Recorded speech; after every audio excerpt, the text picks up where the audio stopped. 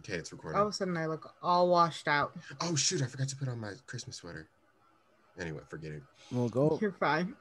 I mean, you could just do it now. We could start we have the power of editing. We could start the episode whenever we want. It doesn't have to start as soon as the button starts. While you do that, I'm going to turn on proper lighting.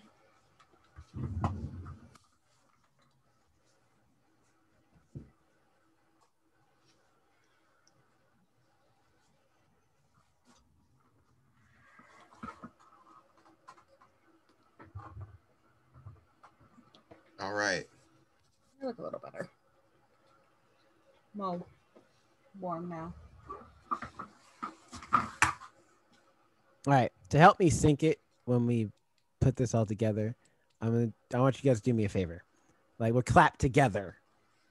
Jonathan was already ahead of me. He knows what was going to happen because he does film stuff. But all right. So ready. I have a clacker around here somewhere. 1, 2, 3. All right, everyone was off beat, but that's all right. You get a general sense of where I got a general sense yeah. of where we're gonna be at, so it's all good. Okay. So are you ready now? Yeah, I'm good. As am I. Okay. So hello there, everybody. Welcome to The First Ones to Die. We are your hosts, Jerome, Jonathan, and Alex, and today we're gonna be talking about Christmas and all the things of the like, and also doing a retro review of Polar Express as well. It's going to be a great time. We're all going to have some fun here. So sit back, relax, and enjoy the show. That's what I'm going with. I mean, that's good. That's a good intro. Yeah, I'm going to stick with that one. So are we going to introduce like we're at the beginning of this podcast? Okay, well, at the beginning, I just wanted to give everybody give the general synopsis, but you're going to introduce yourselves too. Okay. Like once we actually get into the main thing. All right, so Jonathan, you're like the main host guy though, so you do the thing. Do your intro. Okay, just so we're on the same page. We'll do the normal intro and then we'll be like, hey, if you haven't noticed, we have a different name now. And then we'll talk about it, or yeah. Okay, and then we'll go into the review. We'll just be like, if you've been on our social media, you may have seen a change in our name. Okay, cool. That's also a good one. Yeah, that'll do. All right, you guys ready? Ready. Okay. Go for it. Hey everyone, welcome to the First Ones to Die podcast. We are so happy to be bringing some holiday cheer to your lives at this moment. 2020 has been a year, but we are here to provide some end of year holiday cheer. Don't call me Busta Rhymes. I am spitting I was hot bars. Thinking about Cat in the Hat, I won't lie. You were Dr. Seuss in it. So as you may have noticed, we are no longer behind the Usher station. We are now called the First Ones to Die. We've done a little bit of a rebranding. We're ready to start off 2021 in a new fashion. Jerome, you want to talk a little bit about why we decided to change our name? Yeah, sure. We figured just, especially since none of us are ushers anymore, we wanted to change the name to something that fits more both our personalities, but also something that is more up our alley as fans of film and movies and all types of tropes in movies at that. So, all of us being minority people of color, as it would be, we are traditionally in most, especially horror movies, but not exclusively, the first ones to die as it goes. So we thought it was a clever name, a catchy name, and we enjoy it, and we hope you will enjoy it, and we hope that you also enjoy seeing more content from us under this new name and under this new umbrella. Don't worry, it's still going to be the same great taste, same 5 cups of sugar, all that stuff in the recipe, just new name, new title, that's all. So, And Alex, what do you think of our brand new rebranding? Well, I will say now with Jordan Peele, you guys tend to be more safe than I am. I'm still scared. So a lot of times it might just be me for reviewing a Jordan Peele film going on. But I think it allows us to branch open a little more and go into more topics and discussions. feel like we were a little tied down, and it put us with a past. We're not, although we're connected and it did bring us together, it's not a big part of who we are anymore. We've branched off creativity wise, and like in our everyday life, there's just more to us now, and it just seems to be a waste that we kept focusing on one thing when there's so much more. Nice. I'm excited. I think the name is catchy. It looks great on our social platforms, which we'll tell you a little bit about right now. You can follow us at The First Ones to Die on Instagram, on Facebook, and Twitter at First Ones to Die. You can also subscribe to us on YouTube or email us at thefirstones2die@gmail.com. And we also have a TikTok, which mainly is just me being bored. Also, if you're a fan from our Behind the Usher Station days, and you're like, well, what's going to happen to the old episodes? What about the Behind the Usher Station stuff? Do not worry. All that stuff will still be available. In fact, it'll still be a part of Podbean, Google Play, iTunes, stuff like that. We are in the process of kind of, as far as the titles goes, just re-editing them so you'll know, you won't be confused if you see First Ones to Die pop up in your podcast feed or stuff that you follow. But nonetheless, you will be able to have access to all those 28 episodes we did Behind the Usher Station and enjoy that content as well. Yes. All right. And speaking of people who might have been the first ones to die, let's talk about Polar Express. So Polar Express is an animated movie that came out in 2004, directed by Robert Zemeckis, starring Tom Hanks and a bunch of other people. It was the first movie to ever include all motion capture technology, and we just watched it, Jerome and I, for the 100th time. Alex, it's probably my fourth or fifth time. It's probably about my fourth or fifth time too. Alex watched it for the very first time, and we are going to get her reaction live. So Alex, well, you guys did record it. As Jonathan pointed out, during one part, I was making some faces. I don't know. I was promised magic and whimsicalness, and I just found a lot of things creepy. And like a strange man comes to you in the middle of the night, with promises of Santa and magic. I find a lot of issues with this movie. I found it kind of slow and just child endangerment. And then the weird homeless man on the train who keeps turning into snow, who doesn't want the conductor to find him. What would happen if the conductor found him? Did he kick him off the train? Then the magic would be broken. He can't see his former selves in other lives, I imagine. The conductor's the homeless man too? Well, I mean, he's played by Tom Hanks, so. Well, yeah, but the little boy's played by Tom Hanks too, or as an adult, the narrator. Wait, does that mean he grew up to be the conductor? Is he stuck in a time loop? These are some interesting because things. He's the only adult now that believes in Santa, because he's the only adult that hears a bell. He's not the only adult. He's the only adult in his family that believes in Santa. Right, but how many adults would believe in Santa? So that means he's probably a rare adult who believes in Santa, so they need him, right? They would probably hire him, enlist. I don't feel like it's a paying job. I mean, you get paid in magic powers. I mean, that conductor can do some magic stuff with them tickets. What? I mean, he's very skilled at punching holes. Yes. And that was one of the things that we kept mentioning during the movie. It was a recurring statement.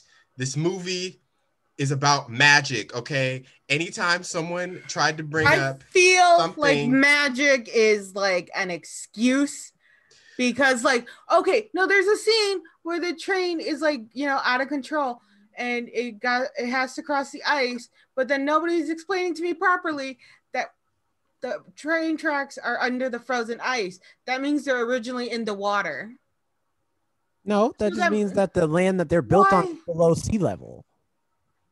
So it floods when the snow melts. And then the water probably And either then it- evaporates or seeps into the ground below. So. Or maybe the Polar Express is just that old that the land has now eroded and turned into this. Also this- possible. Then why didn't they get like a better like route or something? Because when you got magic covering your back, you don't need to change the route. Exactly. Well, Magic's got you. The conductor and those two idiots, I don't know, I don't know their name. The two guy with the long helpers beard seemed very panicked. And by the way, the conductor pulled on the long man's beard and was torturing him to get the caribou to move. Because he's sick of their crap. No, and it's probably no. It's probably they changed the light bulb. They were being helpful. They were probably panicked because you know how like the caribou or the workers. The workers, because you said the workers were pretty panicked, and like why would they be panicked if that was a normal thing? It's they cross this track or this path once every year. So by the time you get to it the next year, you're like, oh, I survived last year. It wasn't that bad. But then when you actually get there, it's like, oh, shoot, I'm about to die. So that's what they were feeling in that moment. Probably. Yeah. I don't know. I feel like if you've gone through it so many times, you should be extra prepared. Like, yes, I understand this is a completely frozen lake, about maybe a mile, 2 miles long. We should be extra prepared. Let me ask you this. Biggest... Oh, go ahead. Sorry. There was no emergency brake also in the engine room. It was only in the, passenger car. The cabin. Cabin. Thank you. Why was there no emergency brake in the actual engine room? Because the brake is in the emergency engine room. That's what they pulled. No, it's in the... So it didn't. The throttle broke. The pin out the throttle broke, which is why they were accelerating. The brake was fine. Then why didn't they pull the brake? Because you can't brake on a hill. No, but they were going up. That would have been the perfect time to brake. Do you not remember that these two guys are idiots? They didn't think about that. There was ways to be safer. And then the weird train growing length for no reason. And you wonder why the conductor why are also the children in the caboose area? And suddenly the train will grow 11 cars. For what? For the creepy toys. The creepy toys. Is all the train's just for the creepy toys? Well, there is a train car for the creepy toys. I don't think he's even supposed to have children on that train. I think his original job was just to collect the broken toys to repurpose them. Upcycle, which is great. I don't think he was supposed to be collecting children. You think he was supposed to collect the toys and bring them to Santa or the elves? Right, because why... How did this start? No, because Santa picks one child to give a present to. He wouldn't plan on doing that if he wasn't planning on children being there. It wasn't even a real thing. I mean, he gave the kid a bell that fell off his sleigh. That's because he asked for it.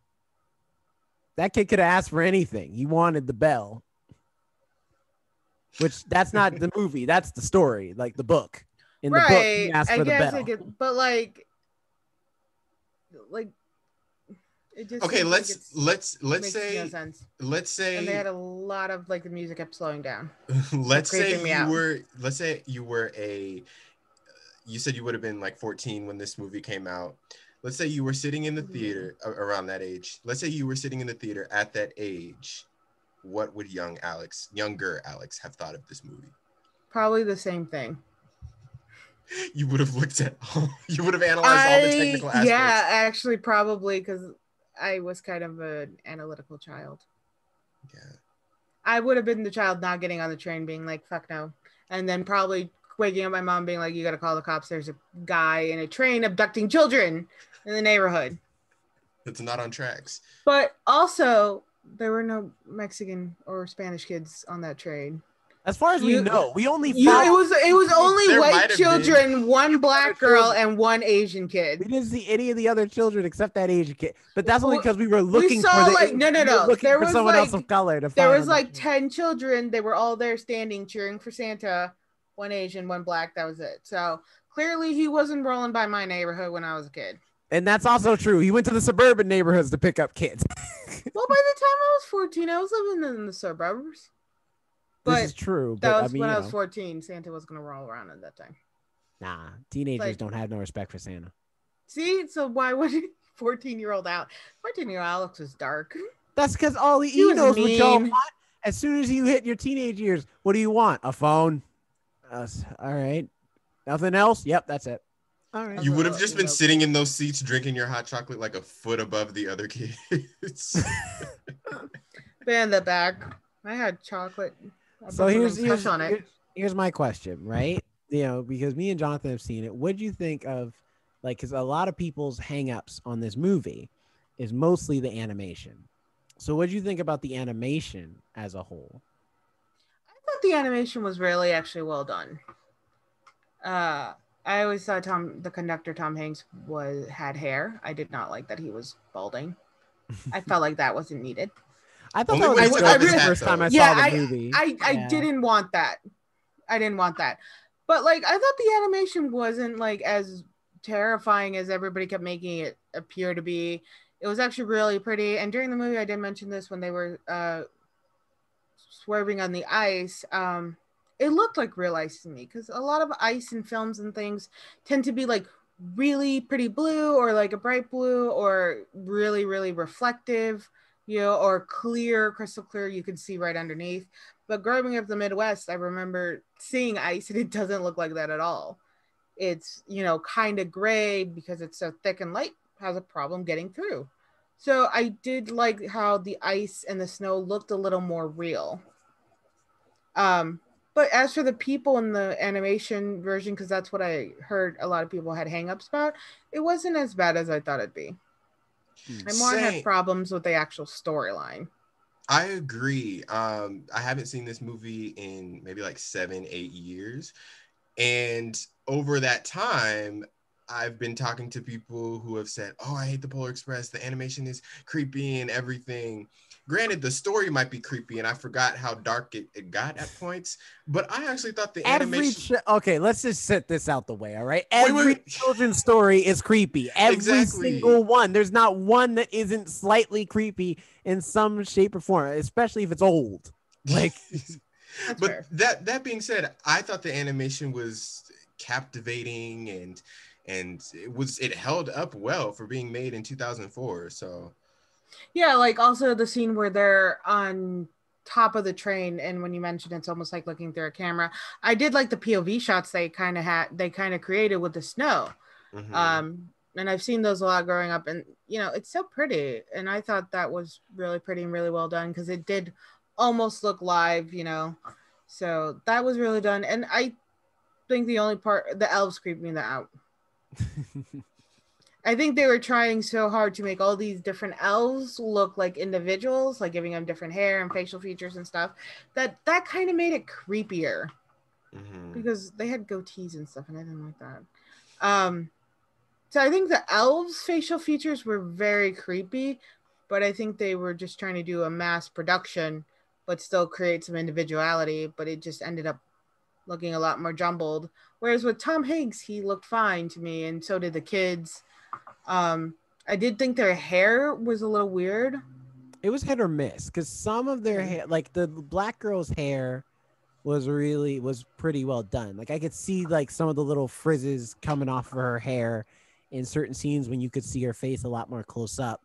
But then like the main boy's hair almost at times feels too slick, where there's highlights where there shouldn't have been. That's a lot of highlight, like in the sides of his temples or whatever. It almost makes like at one point you asked if his hair was gray. Right at the beginning, that much highlights in his hair. Yeah, at the beginning he was lying in bed and it honestly looked gray, and it was like, wait, where are all these, like, where's this shimmer? Where this, you know, this light representation is because I have that light, but he was laying in a dark room, so they kind of had this reflective part of him that made no sense. So I thought they kind of messed up with the hair a lot, and I found that I focused on that quite a bit because a lot of their hairs kept changing, especially when they attempted to do kind of like lighter hair. Like the little blonde boy, his hair ended up looking like almost like straw. It looked very stiff. But I think, yeah, they did well on the little girl's hair. Which, to be fair, for 2000, well, you said 2004, Jonathan? For 2004, hair was very difficult. That's true. So I think they got as close as they could for the time. Like, because now you look at hair now in like some of the Pixar's movies, or even Pixar movies that came out a few years after that, and their hair looks incredible. So I think I brought up Frozen during this movie, and mostly because of the snow. Mostly because of snow, but Elsa's hair is like seriously well done. Mm-hmm. That strand, you can see like almost every fiber and everything like that. Mm-hmm. So Elsa's hair is so well done, compared to like her counterparts in that film. But like, yeah, that's kind of like the standard I think I'm holding the hair up to, is Disney really took it extra steps when they were animating their characters' hair. Yeah. I think for me, I think the animation, I've never thought it was that bad. I've definitely seen, I would say, if anything, Beowulf, the movie that came after this, is the one where it's like, all right, this is kind of skirting the line a little bit. But I mean, as far as this being the first one Robert Zemeckis did with that type of animation style, I think because it's the first, he rather kind of strayed more to the safe side of having them still look more or less smooth and animated. Like Tom Hanks is really the only one who you're like, that's Tom Hanks. Like that looks exactly like Tom Hanks. That is true. Mm-hmm. And Billy looks like Dewey from Malcolm in the Middle. So he does, yeah. I guess he really does. And the know-it-all kid looks a little bit like his he looks actor, a but he lot looks like his character version of his actor. Yeah, they made it purposely look like him, I think. But everybody else, they look fairly fine. You know, the animation they don't try too hard to like get every wrinkle in the face and make them look like they're like real people. And I think that's where the movie succeeds at the animation, where you don't get lost in it or get like distracted by how creepy it is. And I think that's why the elves look a little more creepy, because they're older. So they try to make their faces have more contour and realism. Mm-hmm. I think, when like, you usually see like elves, they almost look like children in every other film. Mm-hmm. They always have this childlike wonder and things like that. Yeah, I think this was probably the first film I've seen where the elves look like older adults. And I think that just kind of bothered me on some level. Mm-hmm. Because they're supposed to be, thousands of years old? Yeah. But instead, they just made them look like middle-aged. They made them look like middle-aged men. And being a female, having interactions with middle-aged men, it's never pleasant. So just seeing a man with a goatee, automatically I'm like, nope. Automatically holding my hand over my drink. Thinking about this movie, I always thought of how progressive the movie is, that they made the main hero female character black, which was I remember watching him when I was a kid. I was like, that's cool. But B also wait, I like how you phrase that. Black. Oh, I meant to say, listen, I was going to go down. I knew what you meant. Like, I know what you meant, but I just like the way you phrase that. Black. That's all right. You got me. But I was going to go on this like she's black. They made her black. She's kind of the leader of even though you're following this main kid who is the main character, she's mostly the one who's kind of the leader, the like driving force for a lot of the actions that happen in the movie. And even the movie admits like that's her character. And so it kind of gives it's also she's the one driving the plot forward, really. It's not the kid. Because he follows her around for most of the movie. In fact, I think now that I think about it, every idea is always her idea, and then he's like, because he pulls the emergency brake because she's like, we need to stop the train for the kid. And then she just follows him about. I will say, I did like how they did her hair. Yeah. Because a lot of the times, with POC characters or characters, that are not inherently white, they will have them have straighter hair or, like the straight hair or something where it's just tied back, something where it's really controlled. But she really genuinely had the little girls, ponytails, and they were not perfectly put together, which, even for my hair, having that is not a thing. If I put it in like pigtails or things like that, they're going to go askew because that's the type of hair I have. So it was nice to see that they kept kind of more true to a POC form. She didn't look like she had, strained her hair for hours. So that was nice. What year or decade did you say this movie was like? I've always guessed that it's somewhere around the 60s, and I said 50s, but what I meant to say was 70s, like the 60s or the 70s, based on how old the toys look. The fact they're playing with marionette puppets and stuff like that. Because it's so weird because when you mentioned that, I was like, that's why I said I thought this took place in modern times because everything that takes place on the train could basically take place anytime. Today. Yeah, anytime. Yeah. That's probably one of the intentions of the filmmakers is that they want this to be a timeless movie.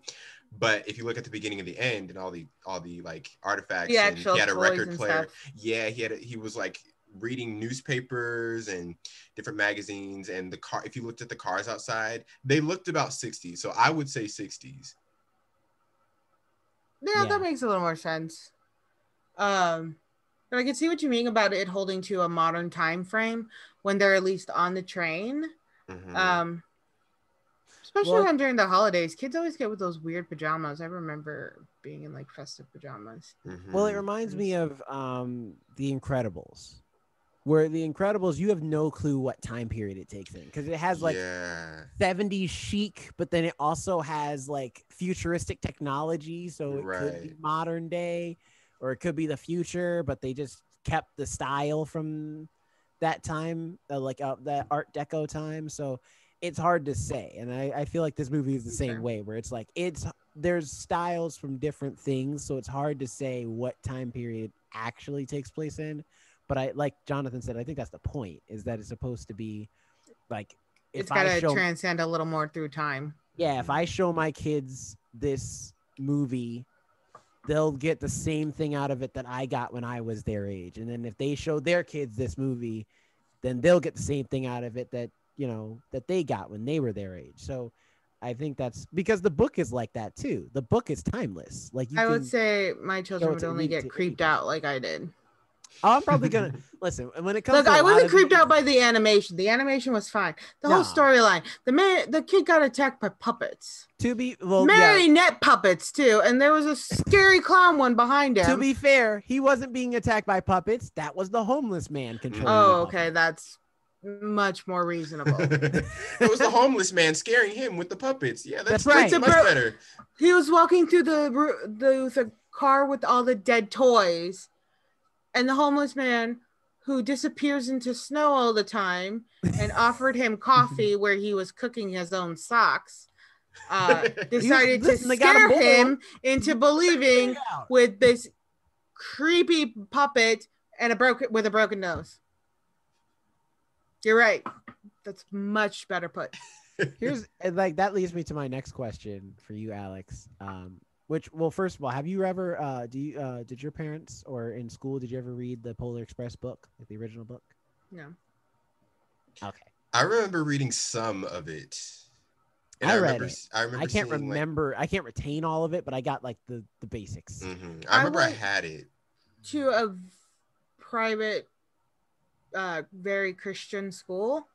They thought Harry Potter was the devil's magic. I mean, that's why I never got to watch the movies. So the flying train I didn't watch Harry Potter it either growing up. The flying train would have cut it. But the reason I ask is because what did you think about the additions to the book? Because the book story is basically kid gets on train gets to North Pole, kid meets Santa, gets the bell, comes back home. That's basically the whole story. And instead, this whole movie stretches that out to like about an hour and a half. So what do you think about the additions? Do you think they were necessary to tell that story? Or do you think, especially because, they really played on the theme of this kid needs to believe in Santa? Or do you think like they could have maybe like done without some of it to tell the same I think they probably could have done without some of it, like that weird part where they're in the caboose of the train and it gets into that circular room. They're just kind of spinning on a lazy Susan thing going on, and then they have to cross the railroad tracks in order to yeah, get like I can't. Okay, fine. Like if you want to have them like cross a weird railroad track to signify, you know, struggle and whatnot, and them continuing on their journey. I don't understand what the lazy Susan part was for. There's no reason for that. I think that Because was design. For what though? Because Just like to show, I don't know, that the North Pole is like right elaborate. for what? It would look like a little Switzerland town or a little German town. I think they could have done without that. And the weird wrapping room area, I didn't like so much because honestly, when they first showed it, I was like, oh, this is like where all the elves sleep. Even though it looked like all they had little houses, it looked like a room where they slept at first, and then I'm like, oh, it's wrapping paper. I think that whole little section where the little boy finds his gift and he's just holding on to it, I get what they were trying to do. It's like self-growth. He's not thinking about the present. He's like, oh, I need to trust people and whatnot. So I get that point in his lesson and everything. Was he in the book? No, as far as I know, the only character that's actually in the book is the boy. And they added the girl. Did they add all the other children? So he was on the train alone? No. The other kids were there, but he was the only one that was actually the focus of the story. Oh, like, so because he's telling the story. I think the know-it-all was in the book too. Yeah, I think from what I remember. I think the kids that are on the train were in the train in the book, but they don't play like as major a role in the story as they do in the movie. They're kind of just there. Yeah. I could see the need for the little girl, because if he just acted how he acted in the book, then that's just a little boy sitting on the train. She kind of gave him adventure, which was something he seemed to be lacking. Because, again, coming from a very analytical child, such as myself, I suck the fun out of a lot of things.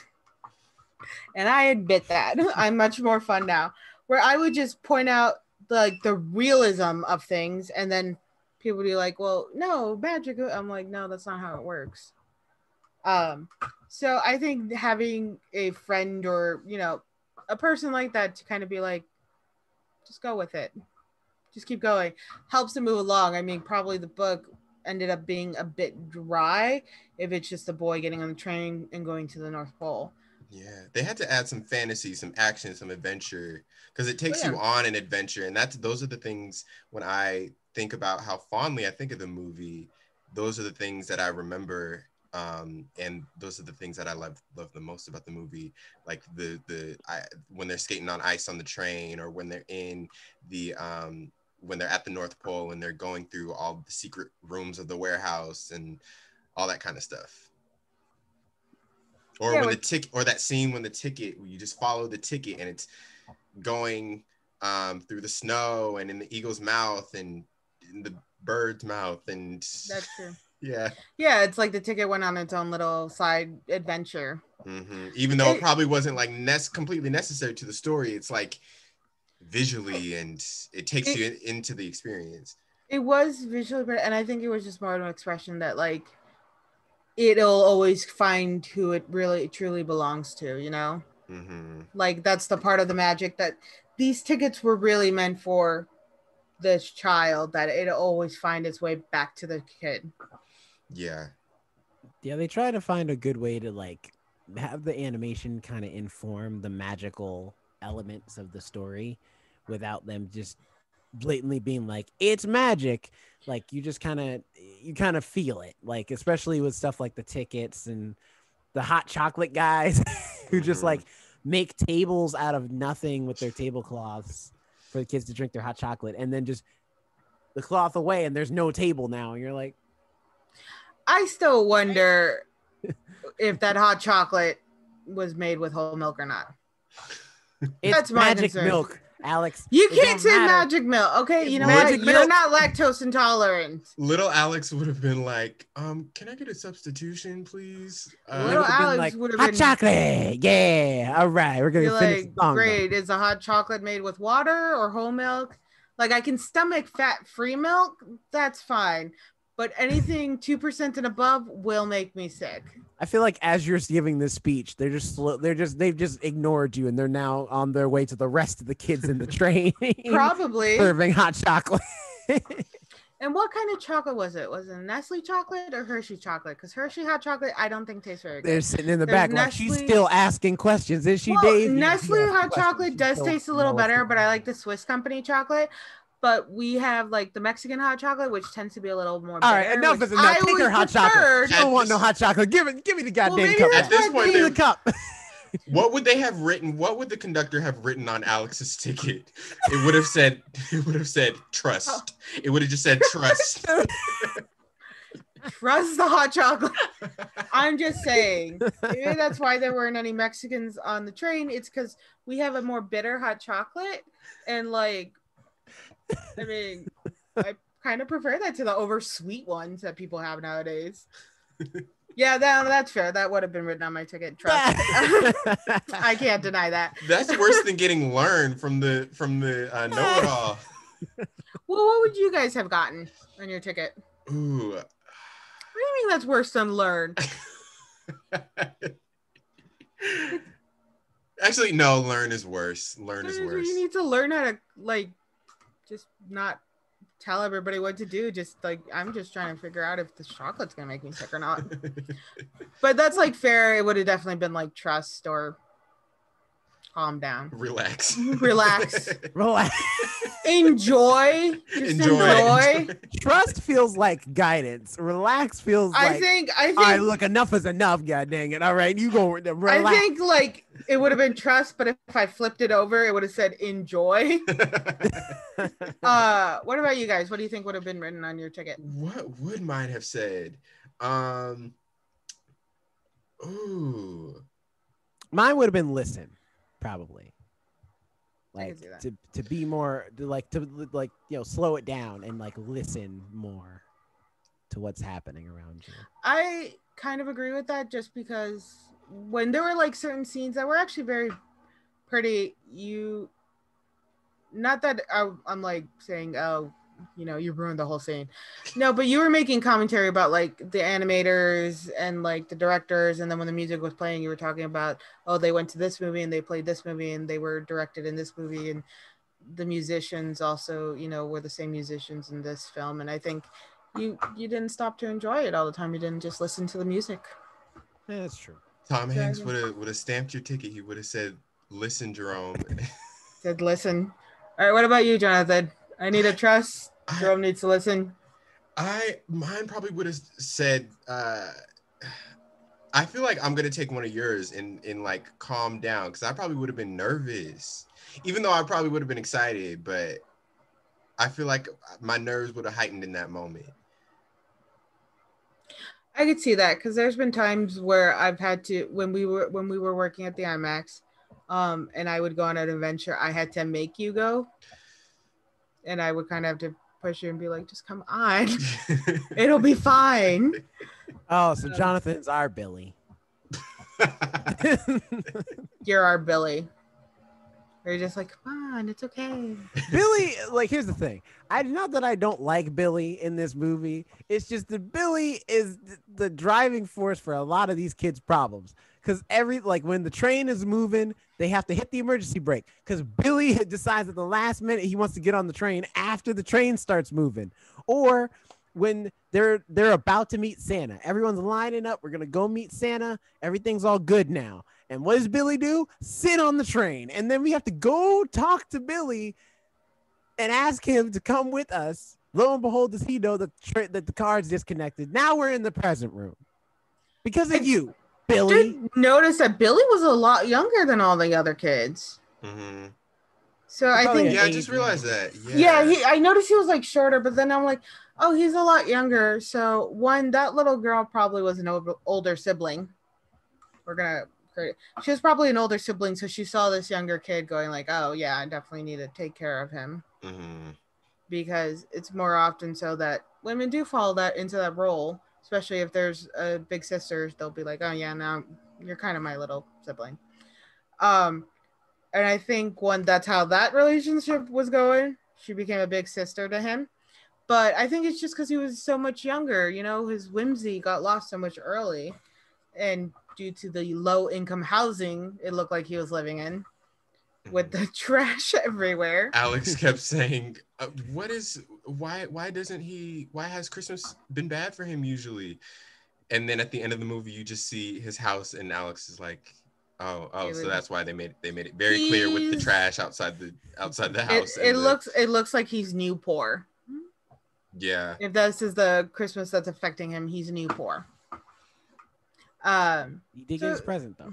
He did get his present, which means he's just young and he doesn't understand that like hard times have hit his parents. Mm-hmm. He's a good kid, and he's just a kid. Yeah. Although he did screw up a bit in this movie. Again, I don't think it was all his fault. I mean, he was just sitting there, and in all fairness, the little girl kept bothering him. That's true.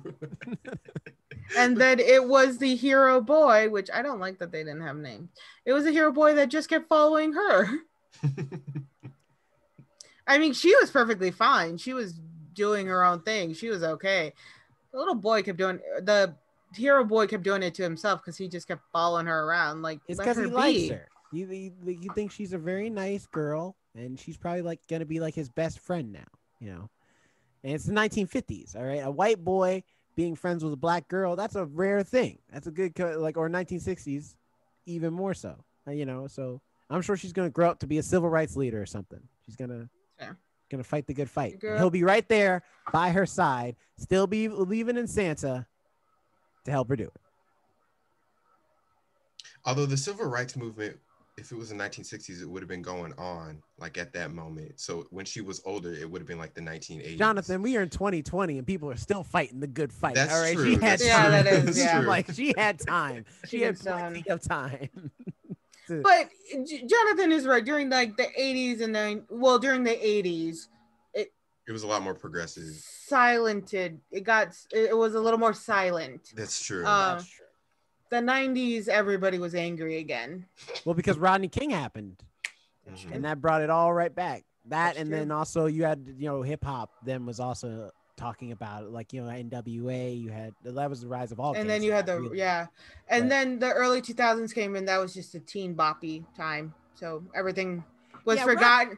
This like not forgotten again. It was the age of the Disney Channel movies.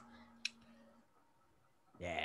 All right. Before we get too off topic, to wrap up our Polar Express journey. See what I did there.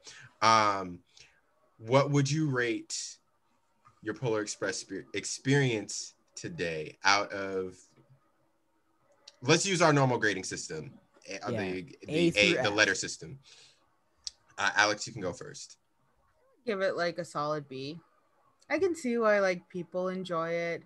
It's a cute movie, and I think if you don't overanalyze it too much, because again, I have an analytical mind. It's fine.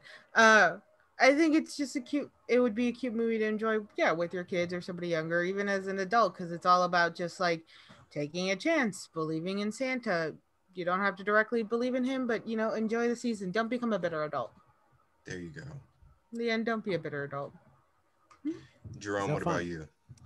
I give it an A. I think out of all especially when I think about all the movies that have been made based off kids' books, I feel like this one does it the best, because it, instead of trying to be like cool or extra, go the extra mile to do things like, I think of stuff like the Lorax, for example, where they go the extra mile to tell like all this story for no reason. Polar Express focuses on the core of what makes the story good, which is that this story is about believing in Santa. That's what we're going to focus on. And they do a great job of doing that, while at the same time having moments where you can see the whimsy and mystical wonder of Christmas. And because it's animated, they can do a lot more things that a live action film could never do.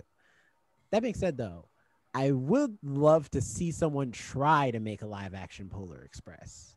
Like, because, the way we have CG. Well, we've already seen now. that we can do the ice part with Fast and the Furious 8. So they can do the skidding on the ice and even bring out a nuclear bomb. Even so if they that live action part's possible.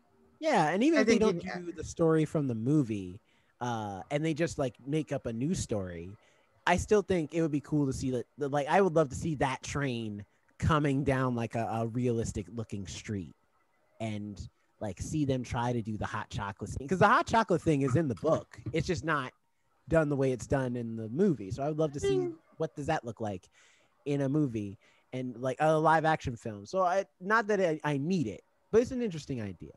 But overall, A for Polar Express, the way it is, Robert Zemeckis' Polar Express for me. I enjoy this film, and I hope that more parents will show their kids this film if you don't plan on reading them the book anytime soon. But do read the book. That's also good. I would agree with that. I would also give it an A. It's funny, I don't remember the first time I watched the Polar Express, but I just know that I've grown up watching it essentially and loving it. It's nostalgic. It's one of my favorites. Just like the adventure aspect and the fact that they take you through all these locations, through all this peril. It's exciting and it's fun, and the animation just puts the cherry on top. So I'd give it an A. And to wrap up kind of our holiday episode, I wanted to ask you guys, what are 3 things that you're either watching right now or that you've grown up watching or have watched in the past that you would recommend people watch this holiday season? Like I said, it could be something you're watching now, essentially holiday themed, something that you're watching now, something that is one of your favorite movies, and a brief explanation why. Jerome, Alex, you look like you're about to speak. Oh, no, sure. I was just clicking my tooth. I don't have it. Just a habit I do. Well, the Charlie Brown Christmas special. That's something I've always watched with like my mom and my sister growing up. It's not the first time ever. It hasn't really aired, I think, on NBC or ABC. One of them owns it, but I think their contract ran out. So when I went to actually go see my mom, we celebrate Christmas now a little bit early because my sister's birthday is in December, beginning of December. So we kind of just celebrate around that time since we live in different states now.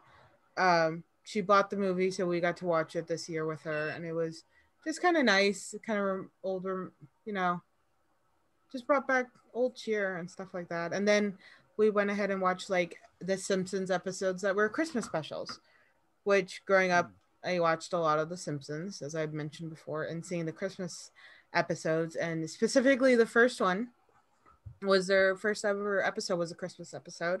And that's when they got Santa's little helper. Homer found him at the dog track. Was a nice, just going back simpler times where even though it was like an adult cartoon, it was still sweet and, had a feel good ending. They got a dog, they welcomed him home and everything like that. I wasn't too fond of Christmas movies growing up because my mom was really big on them and I just hated them. Of course, I was a little Grinch. But those 2 things I really always hold close to my heart, especially the Charlie Brown one. And I think it was ironically because my mom used to call me Charlie Brown as a kid. And as an adult, she still calls me Charlie Brown sometimes. At least she called you Charlie Brown and not Charlie Brown's known insult, which is blockhead. So, well, I didn't know people called him blockhead in the cartoon. They always call him block. Well, when they're insulting him, like, blockhead. You blockhead. Well, I pointed this out, and I don't know why I never realized this. They call him Chuck during the whole thing. Yeah. Okay. I knew the Chuck. I know Lucy calls him Chuck all the time. They all call him Chuck, and they're like, "Hey, Chuck," or they call him Charlie Brown. They never just call him Charlie, and I don't know why it never occurred to me that.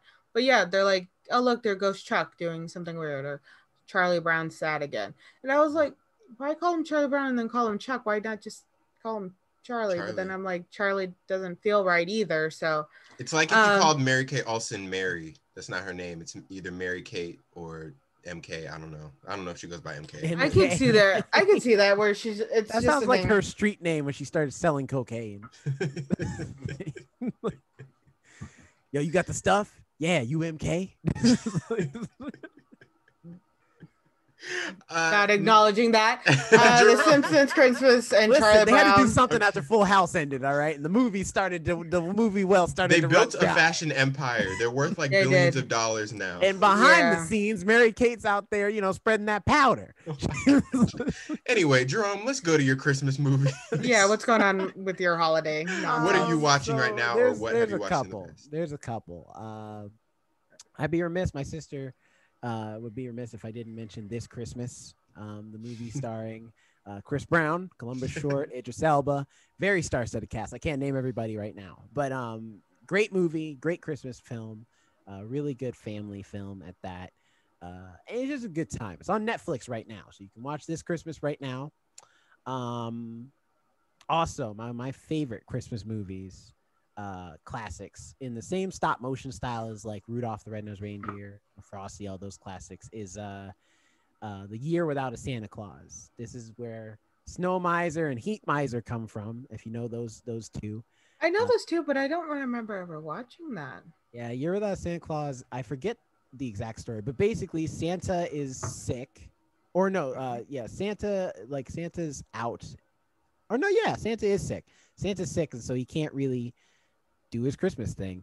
And so these ragtag group of people, along with Mrs. Claus, go to essentially help out a town that also has lost their Christmas spirit. So it's like a mix of a lot of things going on, but it's a good classic film, really good film. I looked it up real quick. His doctor, who thinks nobody cares about him anymore, advises him to take time off and rest by a cold instead of delivering presents. So his doctor's like, nobody cares about you or your health. Just rest. It's because his doctor's in a town that they never get snow, so they don't believe, like they never get winter enough, and they never get in the Christmas spirit. And so the deal is that this group of people, they're like, okay, well, what if we can make it snow in this town? And he's like, please.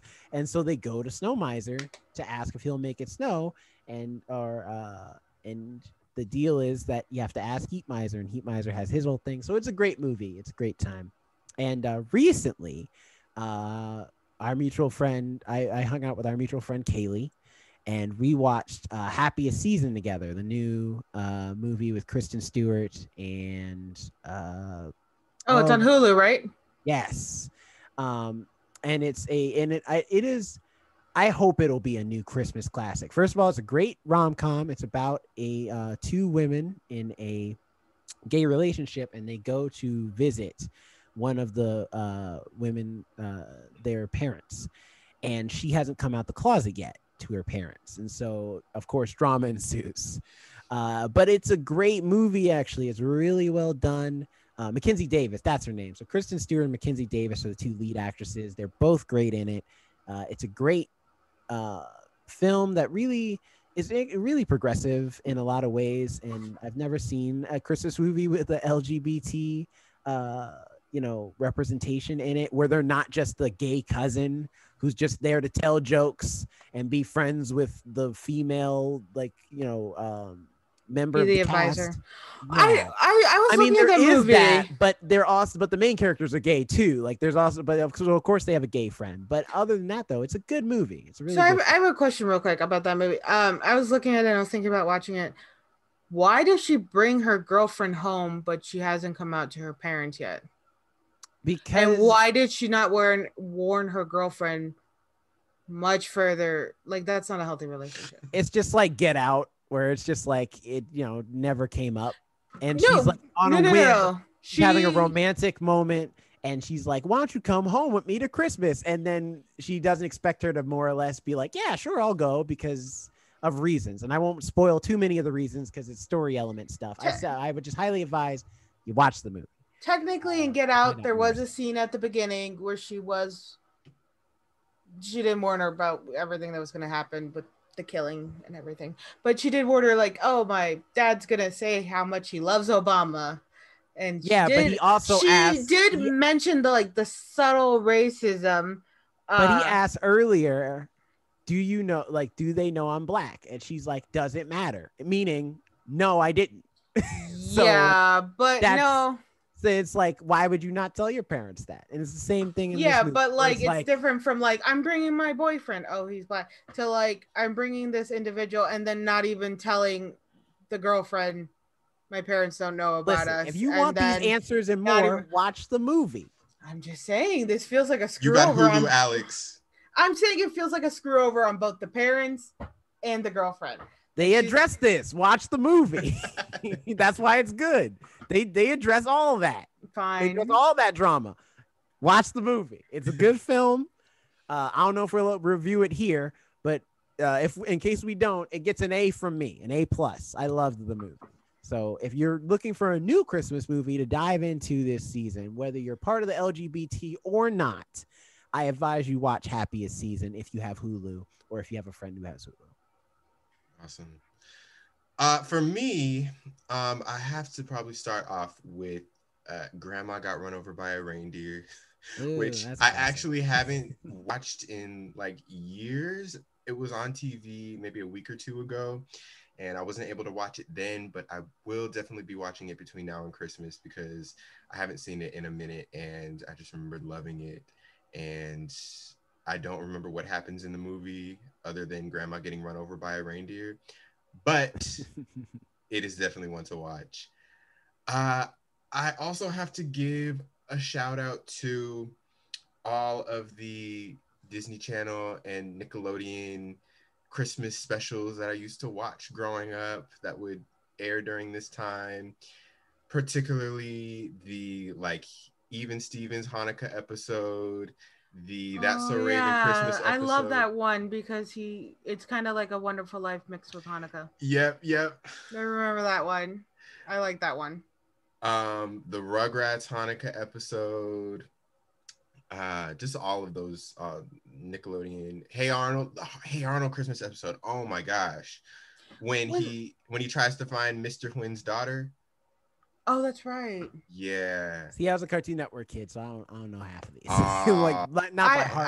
I remember the Hey Arnold one made me cry a little bit. That's like a classic. It is. And last but not least, also shout out to the Santa Claus, even though I have differing opinions on Tim Allen now. The Santa Claus is still a classic, and Home Alone and that kind of stuff. I'm sorry, I'm saying more than three, but last but not least, on Netflix, I recently watched the television series Dash and Lily, and it was so joyful. I really enjoyed it. I had a good time watching it. It's about this boy and girl. They're like 17 years old, and the boy finds this book in a bookstore, and it has these instructions. If you want to meet me, then you have to basically like do all of these Christmas themed things. He's not really into Christmas. She is. They are only communicating through this journal, through this notebook, and you hardly ever see them on screen during the series, but their chemistry is just amazing. And it's like 8 episodes. You can watch it easily. You can binge it, 30 minutes each. And it's just a fun time. It's starring Austin Abrams from Euphoria and Midori Francis. She was in the movie Good Boys. So I recommend that 100%. Wait, really quick. They have a magic journal that connects each other? No. Or like they write in the journal, and the person who writes in it says, I'll leave this at so and so. It takes place in New York, so they just like go to different New York places, and they'll say, hey, you have to do this dare. Okay. And then you'll leave the notebook here, and then I'll pick it up, and then I'll leave it here. So they just write to each other in the notebook. Thinking of Christmas, you also reminded me, for those who are fans of Euphoria, the most recent newest episode thing takes place on Christmas. So technically this is like a Christmas episode for you to dive into special, if you would like. Yeah. So, and I have seen it. It's really good. I highly advise you watch it.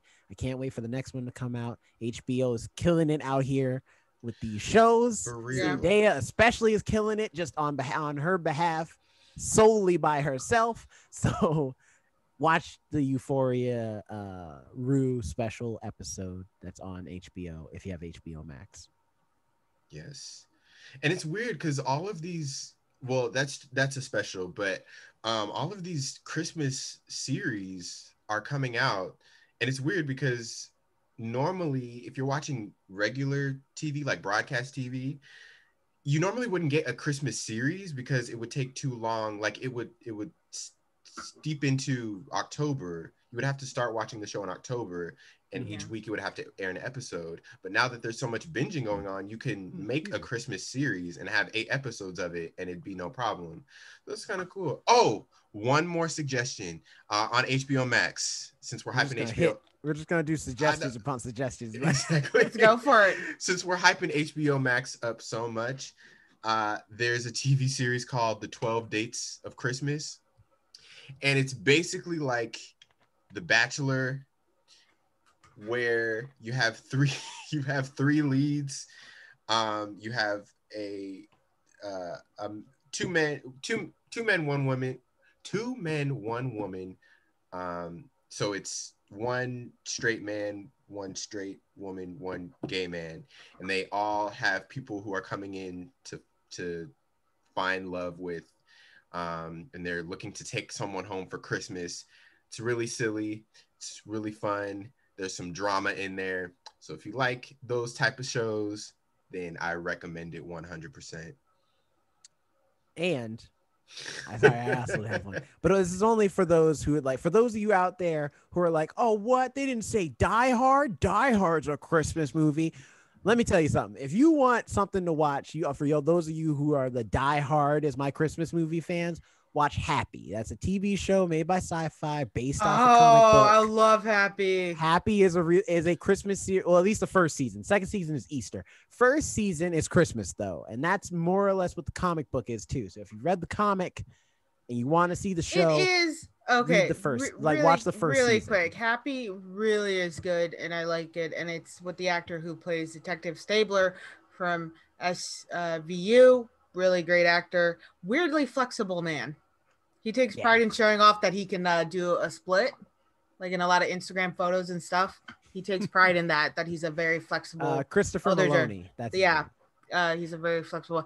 But warning, if you want to it's not whimsical. It's whimsical, but it's also a very, very dark series. It is very adult, very dark. It is not very adult. It is not very rated R. So do not watch this with children. Do not watch this with your parents. This is something watch with friends or something like that. It is not. Who can handle it? Family who can handle it. That is friends who can handle it, because it is very dark. It scratches that rated R itch that Die Hard scratches for a lot of y'all out there. I just wanted to, give an option that's for the adults. Yeah, it does go a little further than Die Hard. I don't think Die Hard's a Christmas film. I don't either, but that's that's for debate. That's a debate for another podcast. That is. I will say I do believe that Nightmare Before Christmas is technically a Thanksgiving film. Thanksgiving. Is that even an option? Because that's when it's all occurring, because it's right after Halloween and before Christmas. So what holidays between those two? What's happening during that entire time? Like Halloween, but tells that has a message like Christmas. Kind of like Thanksgiving. It's this weird in between Since when Christmas. Is Thanksgiving spooky? Do you not remember what Americans did to the Native Americans? If that's not spooky or scary or warning, I don't know what is. But then it's also like really sweet because you spend time with family at Christmas and eat a lot. It's like it's a horror movie for them. They were the first. I mean, they were the first ones to die. There we go. Brought it all full circle. Exactly. And with that. And again, I am Native American or Native Mexican, however you want to phrase it, and like 60 to 70% Mexican, and my family has lived in Durango for generations, which makes me as well Native American. I'm still one of the first people to die. Jordan Peele is not helping me at all. Mexican or Native American. Listen, like you just need somebody who's Native American or Mexican to be, to make their get out, whatever that may be. Honestly, at this time, I'd settle for any other Latin country. One of them surviving, or you know what, Alex? Even a Dominican. Get you a Showtime subscription. Watch Penny Dreadful, City of Angels. That show is about LA during, I want to say, the night just before World War II, and it is all about a government trying to squash the Chicano community out there at that time. It is all about, and there's a lot of Chicano community. I know, but I'm just saying, to have a show. Living in that reality. It was nice to have a show that's actually about the Chicano culture for once in a while, as opposed to them just kind of like anyone of Hispanic or Latino. Honestly, at this point, being I will be happy to take a Dominican, because even though they refer to themselves as Black, or they consider themselves Black, they're still technically Latin. So that's mildly in my favor. So I take a Dominican surviving specifically. I'd be cool with that. And on that note. Yeah, we went to end our Christmas episode all off the edge there, but I'm just saying I want to survive. The only let's ease on out of here. Where can we find you wonderful souls at on social media? Jerome, you can go first. You can find me at Not Jerome Rhett. That's on my Instagram. That's pretty much where I reside. You might notice it's a little light on videos and whatnot. Trying to fix that as my New Year resolution. So be on the lookout for new stuff coming up there. And also, you can also follow me at RoboZoo on RoboZoo Media on Instagram as well. So that's going to be my new creative venture for the next, decade. so come check me out there. All right. And Alex, where can we trust you at? Why do you have to do that to me? I'm sorry. Call me out like that, apparently. Maybe that's what I should change my Instagram name to. I'm still at Living My Okayest Life on Instagram. Mainly, you can find me there. I'm also on Twitter with that same username. I very randomly tweet. But yeah, I'm more active on just Instagram. Cool. And you can find me at Jonathan Keys on Twitter, Instagram, and the likes. I won't say our podcast socials because we already said that at the beginning. So with that, I'll just say have a good night, have a happy holidays, and we will see you next time for our Wonder Woman 1984 review. It's about to be lit. Do you think they're going to have Blockbuster in there as like a timestamp again? Probably. God, I feel old. Bye. Bye. Later, guys.